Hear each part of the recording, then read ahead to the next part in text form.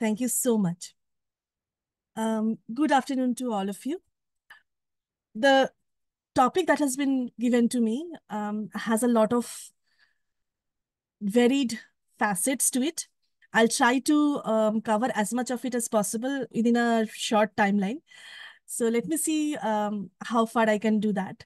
When we talk about accountability, now there are two other factors very commonly associated with it. One is good governance, and the second one is monitoring and demanding for the rights of the people that we are working for. It could be children, it could be women, it could be people with different abilities.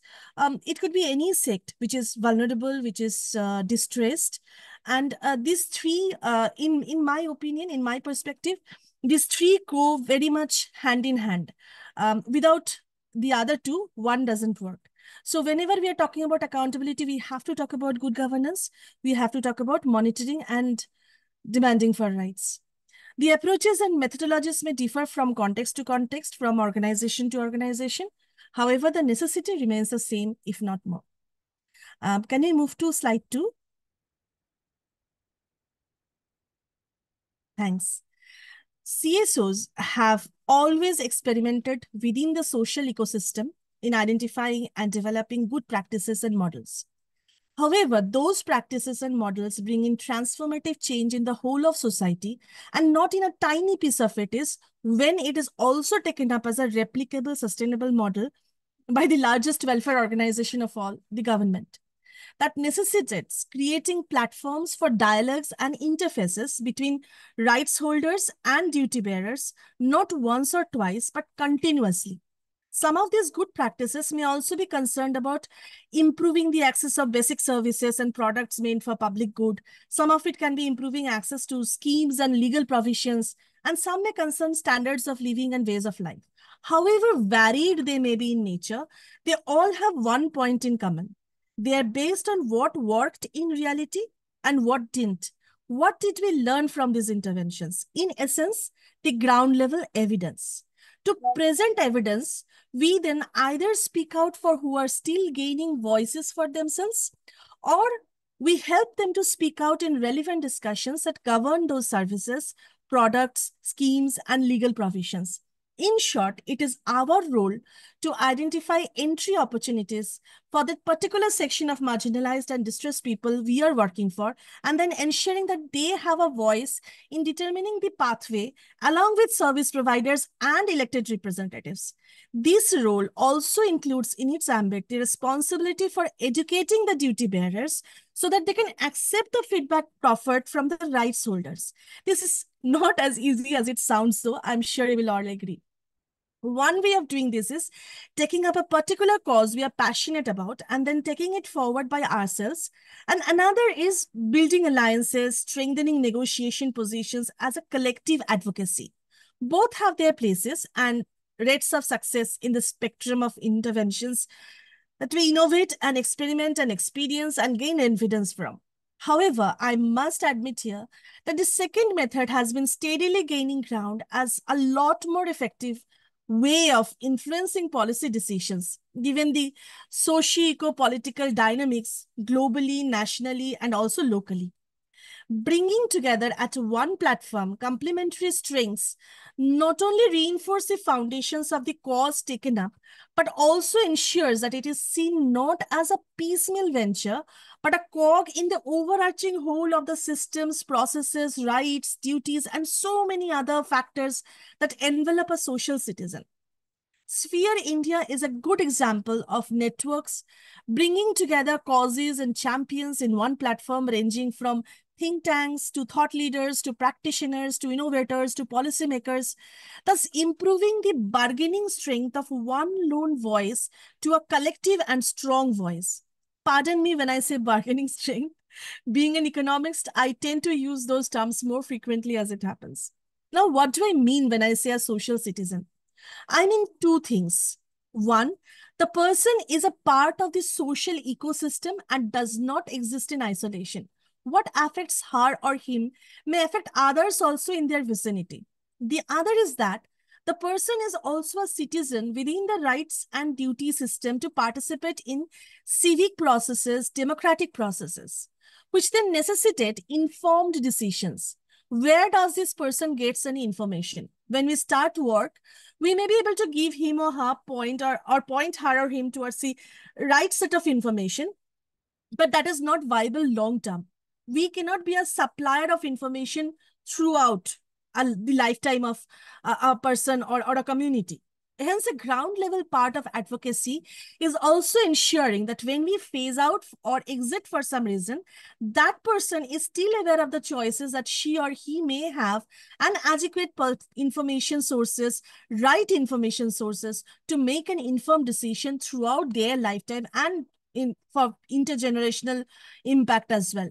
This enabling is what will eventually empower her or him into speaking out for themselves. Could we move to slide 3? Thank you. Humanitarian advocacy is one arena where there is a lot of speaking out for others. As in a crisis situation, it is very difficult to continue struggling on the one hand on several fronts simultaneously, like for clothing, for shelter, for household materials, for fooding, for addressing special needs, and at the same time, look out for whatever rights and duties that I am missing out on, and who is not consulting me, or what are the schemes I am not taking advantage of, or so on and so forth. So people tend to go for what is most basic and make do. However, our role there is very, very critical. If you could move to slide 4. Any humanitarian advocacy strategy has to be perforce a long-term one. Why a long-term one? Because you cannot overwhelm anyone with all the needs at the same time, because it's a crisis situation. That is something that we have to keep in mind. But it should still be a short and crisp strategy with key messages clearly outlined so that each of the issues can be resolved one by one. Here, we do need to keep in mind that people who are duty bearers are also in a crisis mode, and they are actually trying to implement their contingency planning, which might not be that well developed, and have their own priorities, and may not be inclined to prioritize the challenges we are bringing to their notice if we bring everything together and overwhelm them at the same time. Prioritizing needs into survival needs and other needs is very, very critical here, since we do not want to lose the attention of duty bearers to the challenges that rights holders are facing. Our coordination role is thus very important here, which Sphere plays exemplarily. It is important to continue to be vigilant, monitor the rights of the people in the crisis situation, ensure people can still access the provisions, material or otherwise, that are meant for them, that they're able to ask for what they need and can ably participate in the local governance.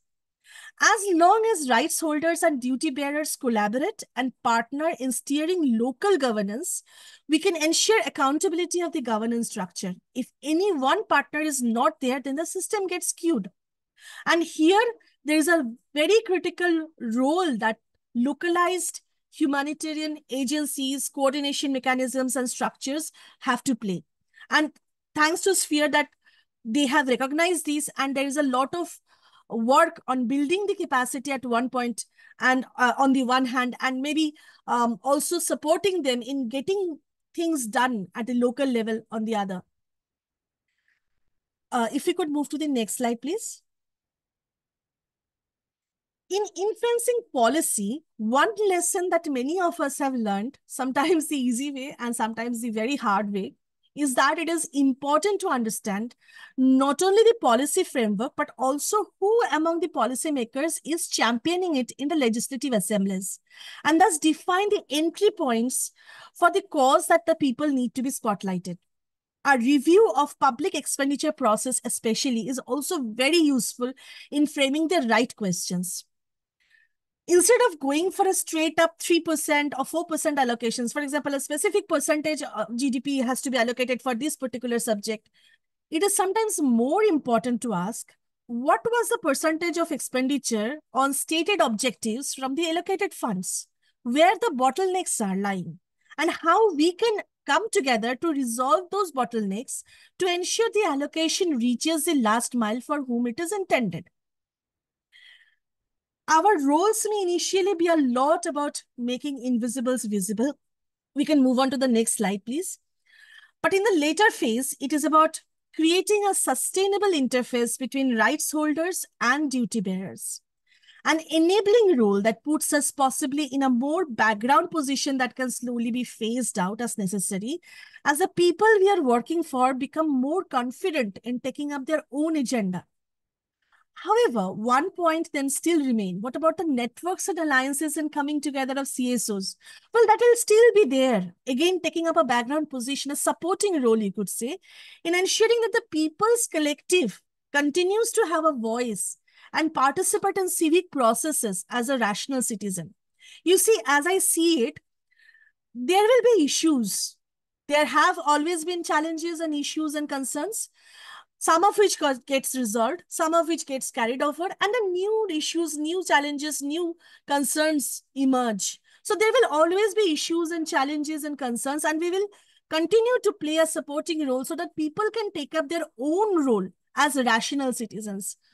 One of the economists we studied in college and in university as well, Max Weber, he explained that rational thinking, reasoning logically, will then replace the dependence on ongoing social mores and customs. And just because it has always been done in this way, that has to be done in this way only, that dependence will be replaced by rational thinking, by informed thinking, and will form the basis of finding out for people what is best for themselves and doing it.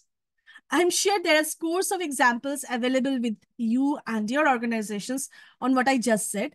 My reflections are based on my experience and my perspective. I do have stories from all over the country that I have learned from to reach these premises.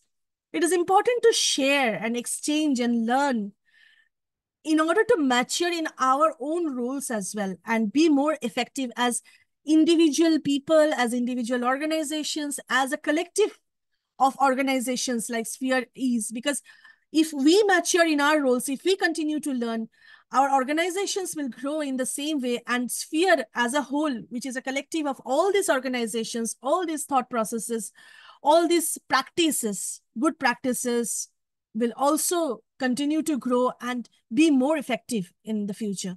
I'll be happy to discuss further with you here if time permits and otherwise as well. But thank you. I will stop here and thank you for this opportunity. Thank you, Sphere India team.